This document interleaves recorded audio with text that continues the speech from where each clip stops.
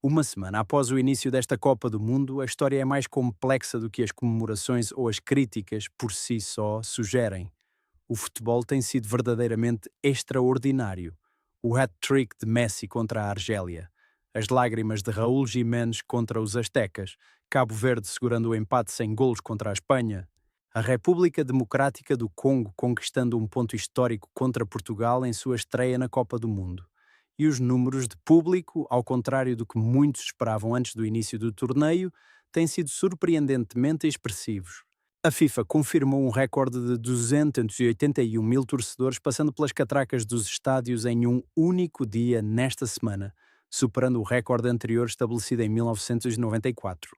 Então, se o futebol está bom e o público está comparecendo, por que este torneio ainda parece estar sob forte pressão? Porque, por baixo da superfície de uma primeira semana de sucesso, 5 sinais de alerta distintos continuam a se acumular, cada um deles separado, cada um documentado, cada um com o potencial de definir como esta Copa do Mundo será lembrada muito depois da taça ser erguida em Nova Jersey. Vamos analisá-los honestamente um de cada vez, porque o quadro completo aqui é mais complexo do que qualquer narrativa catastrófica ou otimista isoladamente consegue captar. O primeiro sinal de alerta é o mais impactante, pois envolve vidas humanas, não logística. Em janeiro, dois cidadãos americanos, Renee Good e Alex Prey, foram mortos a tiros por agentes de imigração durante protestos em Minneapolis. Prey era um enfermeiro de UTI de 37 anos que foi morto enquanto filmava um protesto. As imagens em vídeo de ambos os casos levantaram sérias dúvidas sobre se algum dos dois representava uma ameaça aos agentes envolvidos. Suas mortes desencadearam protestos em todo o país e rapidamente se tornaram parte do debate em torno deste torneio. O ex-presidente da FIFA, Seth Blatter, endossou publicamente os comentários do advogado suíço anticorrupção Mark Path, que disse diretamente aos torcedores para ficarem longe dos Estados Unidos. O aviso específico de Path foi direto. Os torcedores deveriam esperar que, se não agradassem às autoridades ao chegarem, poderiam ser colocados diretamente no primeiro voo de volta para casa e que, de qualquer forma, assistiriam melhor ao torneio pela televisão. Este não é um detalhe insignificante em uma história de futebol. Trata-se de uma tragédia documentada que realmente moldou a forma como uma parte da comunidade internacional do futebol se sente em relação a viajar para este torneio, e está na base de todas as discussões sobre boicotes que se seguiram. O segundo sinal de alerta é o acesso a vistos e viagens. A discrepância entre quais seleções se classificaram e quais de seus torcedores podem de fato comparecer. O capitão de Sagal, Khaledou Koulibaly, abordou isso diretamente e sem viés político. Ele disse simplesmente que todas as seleções deveriam poder ter seus torcedores presentes para apoiá-las e que não entendia por que os torcedores de países africanos não podiam ter os seus. O goleiro de Cabo Verde, Vozinha, deu um exemplo mais discreto, mas igualmente revelador. Após protagonizar uma das atuações individuais mais marcantes de toda a fase de abertura do torneio, com as defesas que ajudaram sua seleção a segurar o empate sem golos contra a Espanha, ele revelou que sua própria mãe não pôde estar presente em sua estreia na Copa do Mundo. Restrições de viagem que afetaram cidadãos de dezenas de países e a ampliação da proibição de vistos, abrangendo especificamente Sagal e a Costa do Marfim, anunciadas meses antes do torneio, juntamente com a incerteza generalizada em relação aos processos de entrada, fizeram com que, para um número significativo de torcedores, a classificação para a Copa do Mundo não se traduzisse na possibilidade de estar presente. O terceiro sinal de alerta é o clima, e diferentemente dos outros, ele já afetou o torneio de forma imediata e concreta. Um alerta de inundação repentina foi emitido perto de Houston durante a partida entre Portugal e República Democrática do Congo, com fortes chuvas afetando o festival de torcedores ao ar livre. Mesmo com o estádio coberto, os torcedores que deixavam o local foram avisados especificamente sobre o risco de inundações repentinas em áreas baixas da cidade. Em outros lugares, as condições climáticas foram completamente opostas.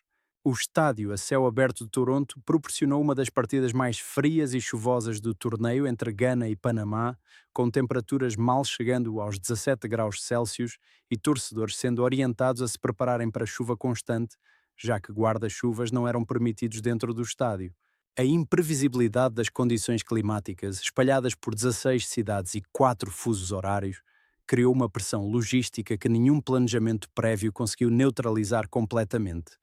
O quarto sinal de alerta é a dimensão dos direitos humanos que a Amnistia Internacional vem documentando consistentemente desde a primavera. A organização descreveu os Estados Unidos, que cediam 3/4 de todas as partidas deste torneio, como vivenciando o que chamou explicitamente de emergência de direitos humanos, impulsionada por deportações em massa, táticas agressivas de repressão e restrições ao direito de protesto. No México, onde cerca de 100 mil agentes de segurança, incluindo 20 mil soldados, foram mobilizados para o torneio, a Anistia levantou preocupações distintas sobre a militarização, que leva à repressão de protestos legítimos.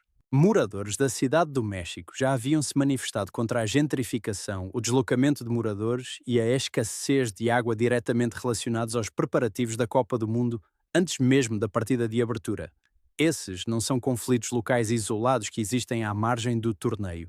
Esses são os fatos documentados que comprovam o desenrolar de toda esta Copa do Mundo, reconhecidos por uma das organizações de direitos humanos mais respeitadas do mundo. O quinto sinal de alerta é a confiança na arbitragem. As 5 controvérsias que acompanharam este torneio em todas as partidas da primeira semana. Da decisão do pênalti contra Qatar, na qual a imagem decisiva nunca foi mostrada ao público, ao jogo entre Argentina e Argélia, em que Lionel Messi escapou de qualquer cartão por uma falta que, segundo analistas experientes, deveria ter resultado em vermelho. Um padrão emergiu, alimentando um crescente ceticismo sobre a consistência das decisões da arbitragem em todas as equipes e com todos os jogadores. Esse ceticismo é importante de uma forma que vai além de uma única partida, porque a confiança na arbitragem é parte do que torna os resultados de um torneio legítimos para os milhões de pessoas que os assistem. Aqui está o quadro completo e honesto, que contempla ambas as realidades simultaneamente. O futebol superou as expectativas. A frequência de público quebrou recordes que vigoravam desde 1994. O futebol está fazendo exatamente o que sempre faz neste nível, encontrando uma maneira de ser lembrado por seu brilho independentemente do que o rodeia. Mas nenhum dos 5 sinais de alerta acima foi resolvido por esse sucesso futebolístico. Eles existem em paralelo com ele, não em competição. Um torneio pode lotar seus estádios com números recordes e ainda assim operar em um contexto de custo humano real, exclusão real e pressão institucional real que não desaparecerá simplesmente porque as partidas foram boas. O que você acha? A qualidade do futebol e a frequência recorde mudam a seriedade com que esses sinais de alerta devem ser levados? Ou um torneio genuinamente grandioso em campo torna muito fácil para as pessoas ignorarem tudo o que está acontecendo ao seu redor?